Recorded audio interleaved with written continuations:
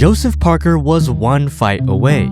Actually, he was 4 minutes away from a dream that has evaded him for 8 years. A shot to become champion once again. He had clawed himself back from the jaws of career extinction, just for the referee to stop it like this. With the wave of a hand, Parker's championship window was slammed shut, stopped on a punch that didn't even land, and he never even touched the canvas. And you know what the depressing part is? He didn't even have to take this fight. He risked everything against the hardest hitting heavyweight because he believes that the best should always fight the best. He thought he might be fighting for an opportunity to challenge the champ. But 3 weeks later, Alexander Usyk vacated the WBO belt, which was then granted to the man who beat Parker, Fabio Wardley. If Parker just sat on the sidelines, he'd be heavyweight champion today. Instead, he took extra punishment to the brain, and he's further from the titles than ever before.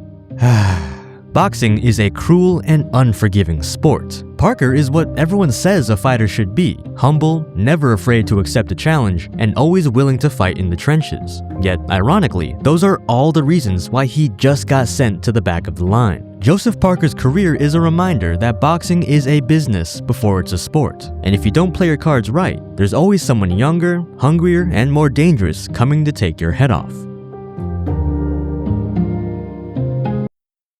Fabio Wardley has a 95% knockout ratio. Daniel Dubois has a 95% knockout ratio. On Saturday, May 9th, someone's gonna get knocked out live on DAZN. And if you want to save some money, use code Murdoch5 at the link below to get a discount. Or sign up for DAZN Ultimate Tier and get every single fight and pay-per-view included. That means you get Usyk vs Rico, the Bivol fight at the end of the month, and Wardley vs Dubois this weekend. This time there won't be any controversy, there really won't even be any boxing. This is gonna be a war. If you want to help support the channel, save some money using code Murdoch5 at the link below. In 2022, Joseph Parker was left for dead, written off and dismissed after a brutal loss to Joe Joyce. Had he won, he'd be next in line to fight for the title, but instead, he took the worst beating of his career. You don't just come back from a knockout like this. It confirmed what his haters had said all along. He simply lacked the killer instinct to be top dog. And when promoters see you as damaged goods, you're forced to take the toughest fights just to stay in the mix. Specifically, the two most devastating punchers in the heavyweight division, back to back, fully knowing that the world expected him to lose. The moment I saw Deontay Wilder staring down Joseph Parker, I thought, well, it's been a good run. The man with a 98% knockout ratio is gonna land a bomb eventually. But to my surprise, it was Parker who was throwing the heavy artillery. He had Wilder hurt on multiple occasions and looked like a brand new fighter. With this win, he was at least back in the conversation. But to re-earn mandatory challenger status, he had to fight Zhilei Zhang, the Chinese giant who double-battered the juggernaut that knocked out Parker. Zhang's heavy hands put the Kiwi on the canvas twice, but as he celebrated the knockdowns, Parker crept back into the fight. Where Zhang slowed down, he kept punching. His elevated output secured him the comeback victory, and by picking himself up off the deck, he proved he was once again championship material. And with a deal signed to fight Daniel Dubois for the IBF title, it felt like his dream would finally be realized. Until Dubois withdrew with an illness a night before the fight. Parker was understandably demotivated, and with boogeyman Martin Bakole brought in as a replacement, also possibly in danger. But he dispatched him in 2 rounds with a knee-buckling knockout. In his last 3 fights, Parker walked through the most devastating puncher from America, Asia, and Africa. He beat the hardest-hitting man from 3 different continents. You'd think this would guarantee him a world championship fight, but with Usyk and Dubois opting for a rematch, Parker was cast aside once again. Maybe it's because he isn't British, or maybe because he doesn't start drama on the mic, but this is a man who's fought Anthony Joshua, Andy Ruiz, Dillian White, Derek Chisora, Joe Joyce, Deontay Wilder, Zhilei Zhang, Martin Bakole, now Fabio Wardley, and he spars Tyson Fury in every training camp. There isn't another heavyweight alive that has the strength of schedule or depth of resume as Joseph Parker. If there was anyone who quote-unquote did it the right way and earned a title shot, it's him. In fact, every modern heavyweight champion has had a second title fight after losing a championship bout, except Joseph Parker. But what does the past tell us about former champs? Of the 82 heavyweight kings in boxing history, only 44 have gotten another chance after losing or vacating, and only 18 were actually able to win it back. Parker had mandatory status through his WBO interim belt. All he had to do was be selfish and sit on it until promoters were forced to make the title fight. But he accepted high-risk, low-reward bouts against big punchers because he respects the sport.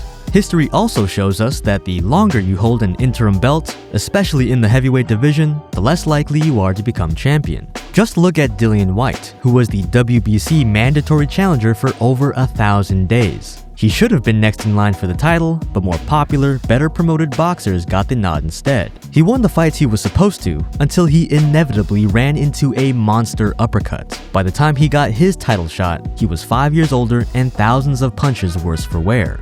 The more you watch boxing, the more you realize there's no such thing as deserving a title shot. Yes, the best boxers usually do become champions, but to get the most opportunities to become champion, winning isn't enough. Are you exciting to watch? Do you have a good promoter? And most importantly, can you make your promoter a lot of money? Joseph Parker definitely ticks all those boxes, to a degree. But even in his own promotion stable, there are multiple heavyweights who might just be a tad better suited for stardom. One of whom is Fabio Wardley, a man with a 95% knockout ratio and a story straight out of Hollywood. You see, when Parker won his first title 10 years ago, Wardley hadn't even started boxing. He was a recruiter working a white-collar job, and before age 20, had never laced up a glove. But as it turns out, if you have a nuclear missile for a right hand and an indomitable will to win, you can make it very far in the heavyweight division.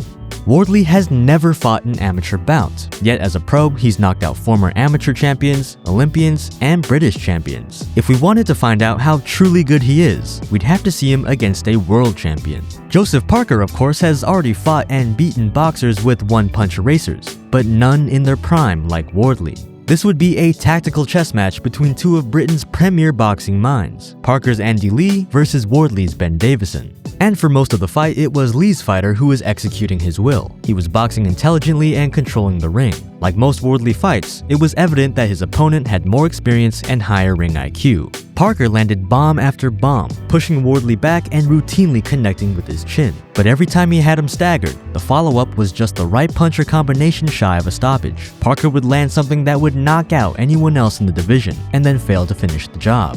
And there is nothing scarier than a man who takes your strongest, most loaded up, power punch haymaker and doesn't back down. Joseph Parker is the better boxer, no one can dispute that. He has more tools in the toolkit, more ways to win, but he also knows how to lose. There is something to be said for the mentality of a boxer who has never tasted defeat. It can't be measured, but it certainly has an effect. A truck could have hit Wardley on the chin that night, and he would have found a way to get back up. He was gassed, he was losing, and frankly, getting picked apart. But the beauty of power punchers is that they don't really need to win rounds, they just need to win one exchange. Which brings us to the controversy. A fantastic back-and-forth heavyweight slugfest ruined by a poorly judged stoppage. Wardley was winning the round and Parker was hurt, but in this entire sequence, only 3 or 4 punches really landed. Now, I wasn't in the ring and referee Howard Foster had the best view in the house, but this is hardly how you want to see a former and future champion conclude their fight. It was shaping up to be an all-time heavyweight classic in the 12th, and it would have been interesting to see their tactics given the scorecards. We know who won the contest, but I don't know that we can conclusively say who the better fighter is. I think most fans would agree with me. I would have appreciated an immediate rematch. Also, it's not all on the referee. The onus is on Parker to show a little more resistance or pull a veteran move. He could have hugged or ran around the ring or spit out his gum shield, anything to make it to the end of the round. Pretty much every great champion has had to reach into their bag of tricks to survive. And it didn't help that he came in at 263 pounds. You can see over time he's added mass to deal with the modern heavyweight build, especially recently. But I don't know that it's the best version of Parker that we've seen. He was a lot leaner before, and I wonder if the Bacole knockout let him fall in love with the size and power. Regardless of how the fight ended, it's clear that both men can perform at a championship level. I don't know if it's the undisputed championship level, but only time will tell. I think the hardest part of covering this fight is that I didn't want either man to lose. They're both gentlemen of the sport and humble, exciting fighters that you'd be proud to call heavyweight champion. Parker's redemption story is as inspiring as Wardley's rise. Parker is Rocky 3, but Wardley is Rocky 1. In a perfect world, he should rematch Wardley. Parker gets a chance to redeem himself, and Wardley gets a chance to knock him out clean this time, without any controversy. But Fabio's onto bigger and better things. He's got a belt, a proven name on his resume, and his chin or power can't be scrutinized. If he beats Daniel Dubois on May 9th, the sky is the limit for the former recruiting consultant. I'm not saying he beats Usyk, but Britain has sent all their best heavyweights at him, and they've all fallen short. Maybe it's time for someone with pure, brute British punching power to get the job done. This time with someone who doesn't know how to quit. It's always tough to see a man falter at the penultimate step right before his dream, especially when it's the second time in 3 years. I want to make it very clear, Parker is not finished and he still has a lot to give to the sport. But the heavyweight landscape is rapidly changing. Joseph Parker did everything right, boxing just simply passed him by.